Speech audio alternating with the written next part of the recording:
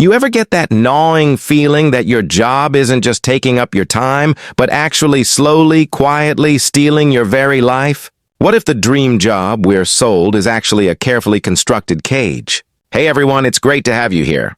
We've all been there, right? Staring at the ceiling at 3 a.m., wondering if this grind, this endless cycle of work, really is all there is. Today, we're not just complaining about Mondays, we're peeling back the layers to ask a much deeper question. Is modern work truly empowering us, or is it subtly eroding the precious finite moments of our existence? If you've ever felt like your spirit is shrinking, or that the person you are outside of work is slowly fading, then you need to hear this. Because understanding this subtle theft of time and identity isn't just about feeling better, it's about reclaiming the raw material of your life and rediscovering who you truly are.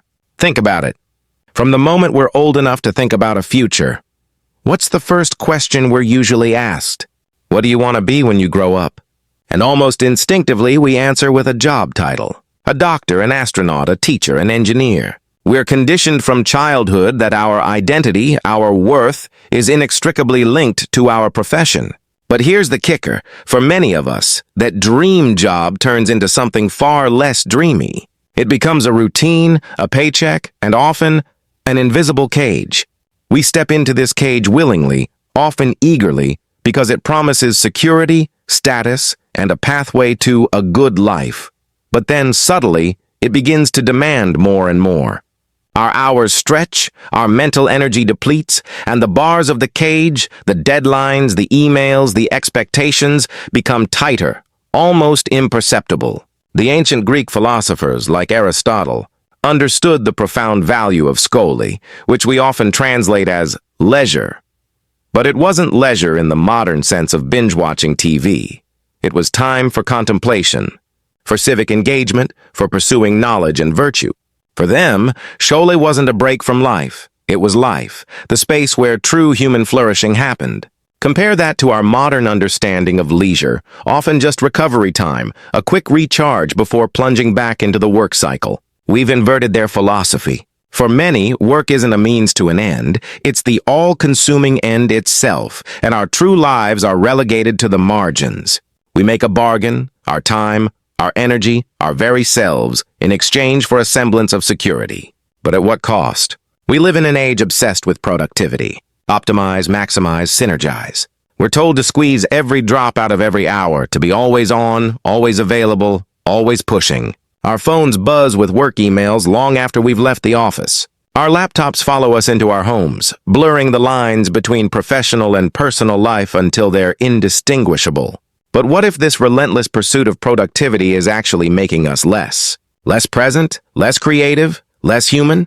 Think about the hamster on the wheel. It's incredibly productive, running non-stop, expending massive amounts of energy, but it's not going anywhere. It's just running for the sake of running. Are we, in our modern workplaces, becoming those hamsters? We're busy, undeniably. We're ticking off tasks, hitting targets, filling spreadsheets. But are we advancing our own lives, our own sense of purpose, our own happiness? Or are we just generating output for a system that often doesn't care about our well-being beyond our immediate utility? This constant pressure to perform, to justify our existence through output, chips away at our capacity for deep thought, genuine connection, and spontaneous joy. We become so focused on doing that we forget how to be. We forget how to simply exist, to observe, to dream without an agenda. The quiet moments, the spaces where insights often emerge, are filled with notifications, with the anxiety of the next task. We're so busy trying to optimize our work lives that we end up optimizing our personal lives out of existence. It's a cruel irony. The harder we work, the more productive we become. The less time we seem to have for the things that actually give our lives meaning. It's like furiously bailing water from a leaky boat, never stopping to patch the hole. One of the most insidious ways modern work can steal your life is by hijacking your identity. It starts innocently enough.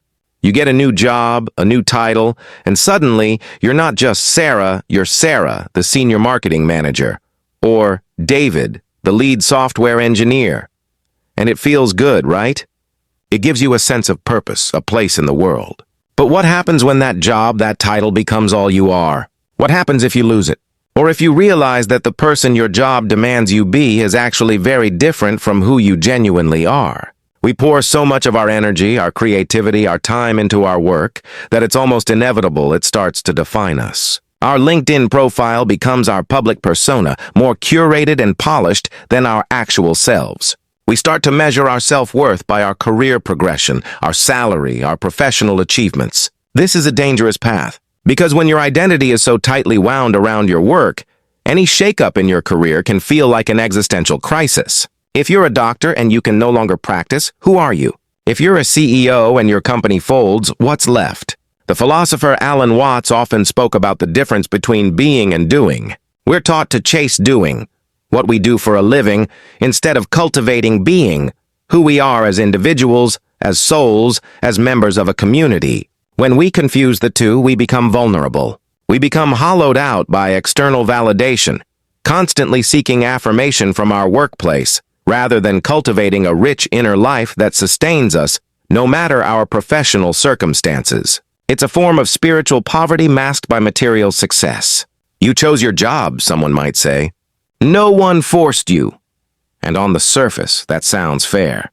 We do apply for positions, we interview, we accept offers. But how much true choice do we really have in a system that makes work a prerequisite for survival? This isn't ancient Rome, where a few could live off inherited wealth and spend their days debating philosophy. For most of us, earning a living is not optional. We're born into a world where rent needs to be paid, food needs to be bought, and healthcare is often tied directly to employment. This isn't a critique of capitalism itself, but an observation of how the modern economic system can constrain our choices. We might choose between two jobs, but the underlying choice of whether to work is often an illusion. It's like choosing between two kinds of bread when you're starving. You're still choosing bread because you have to eat, not because it's your ultimate heart's desire. This pressure is amplified by the pervasive narrative of individual responsibility. If you're struggling, it's your fault for not working hard enough, not networking enough, not optimizing enough. This narrative, while sometimes true on an individual level, often masks systemic issues and the limited options available to many. It makes us feel like failures if we can't achieve some idealized version of success, even if that success demands an unsustainable sacrifice of our personal lives. We are free to choose, yes, but often from a very narrow menu designed by forces far beyond our control. This is the subtle tyranny of necessity, dressed up as personal ambition. We're taught to blame ourselves for not thriving in a system that's often rigged against our holistic well-being. Let's talk about time. It's our most precious, non-renewable resource. Every second that ticks by is gone forever. And yet how much of that finite, irreplaceable time do we willingly trade away? Most of us spend roughly a third of our adult lives at work. Add in commuting, preparing for work, decompressing from work, and it quickly becomes half or even more of our waking hours. The Roman philosopher Seneca, in his essay on the shortness of life, argued that life isn't short, we just waste a colossal amount of it. He specifically called out those who spend their lives laboring for riches or bound to another's will. Sound familiar? He urged us to be good stewards of our time, to live with intention, to pursue philosophy and self-improvement, rather than squander our days on endless business. Think about all the things you don't do because of work. The hobbies you've abandoned, the books you haven't read, the deep conversations you haven't had with loved ones. The quiet moments of simply being in nature, without an agenda or a deadline. We become so good at managing our work schedules that we often completely neglect to manage our life schedules. We optimize for our employer's goals, but rarely for our own fulfillment. We become busy, constantly busy, but often feel an underlying emptiness. It's like owning a beautiful car, but only ever driving it to the gas station and back. What good is the vehicle if you never take it on a journey? This isn't to say work is inherently bad. It's about acknowledging that for many, work has grown beyond its healthy proportion, eating into the very fabric of what it means to live a rich, meaningful human life. We're busy living, but are we truly alive? So, if our jobs are subtly stealing our lives, what do we do about it? The answer isn't necessarily to quit your job and move to a cabin in the woods, though for some, that might be the dream. It's about a philosophical shift, a conscious re-evaluation of your relationship with work. First, redefine success for yourself. The world will constantly feed you metrics of success, big house, fancy car, corner office. But what does your soul crave? Is it more time with family? Creative expression? Learning a new skill? Contribution to your community? When you know what truly matters to you, you can start to orient your choices, big and small, towards those values, rather than blindly chasing external markers. This isn't easy. It requires introspection and often courage to go against the grain. Second, establish boundaries, fiercely. This is tough in our always-on culture, but crucial. Your evenings, your weekends, your vacations, these are sacred. They are not extension packs for your work. Turn off notifications. Don't check emails. Learn to say no. Saying no to work demands is often saying yes to your own life, your own well-being, your own freedom. It's about carving out that scole, that time for deep living, even in small pockets. Third, cultivate a rich life outside of work. Your job isn't your only identity, or it shouldn't be. Find hobbies, passions, communities that nourish your soul and define you beyond your profession. Become a volunteer, join a book club, learn an instrument, explore nature. These activities are not breaks from life, they are life.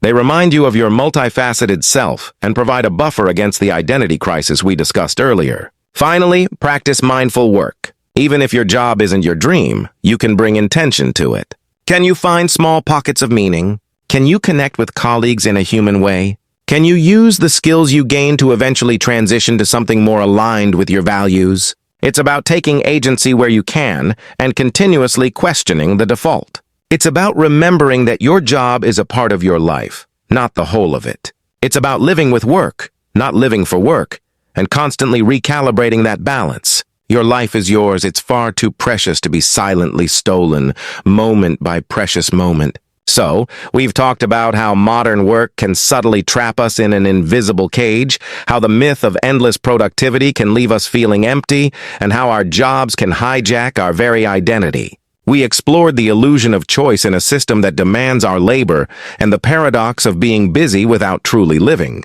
Ultimately, reclaiming your life isn't about escaping work entirely, but about a conscious philosophical shift, redefining success on your own terms, setting firm boundaries, cultivating a vibrant life outside the office, and approaching your work with intention and awareness. What's one small boundary you can set this week to reclaim a bit of your precious time? Or one non-work activity you can restart that used to bring you joy? Share your thoughts and experiences in the comments below.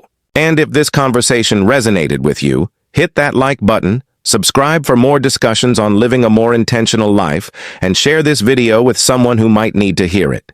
Thanks for watching.